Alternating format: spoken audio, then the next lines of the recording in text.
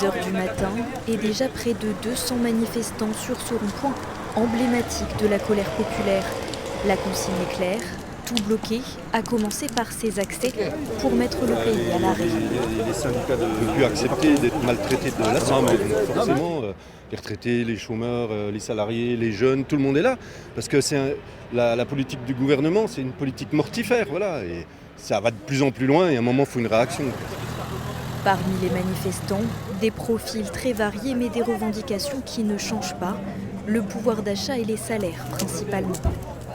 On nous dit qu'on a dépensé 1000 milliards et c'est nous qui en avons profité. Moi, mon portefeuille est toujours aussi vide qu'il y a 3 ans. D'avoir une meilleure qualité de vie, avec une retraite qui soit revalorisée correctement, qu'on puisse vivre, voilà. Au moins vivre, pas survivre. 7 heures, les forces de l'ordre évacuent les lieux et lèvent les barrages, mais très vite, le taux monte. On monte là, vous nous bloquez, on veut passer aux piétonniers, vous nous bloquez. Dites pas n'importe quoi.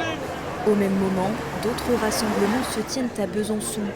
Rue Mèchevent, environ 200 étudiants bloquent l'entrée de la faculté de lettres. Un peu plus loin, c'est devant le lycée Pasteur que la jeunesse est réunie pour faire entendre sa voix.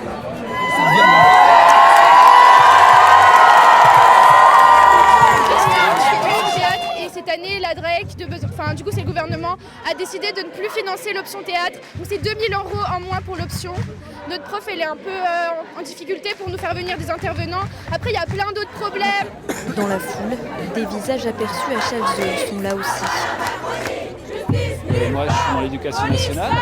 Il y a un manque de moyens flagrant pour accompagner les enfants, par exemple, en situation de handicap. Et j'étais au rond-point de Chalzeul ce matin, je suis là aujourd'hui et je continuerai au fil de la journée, là où seront les militants. Le temps est donné. Le 10 septembre n'est qu'une première étape et tous répondront à l'appel des syndicats le 18 septembre prochain.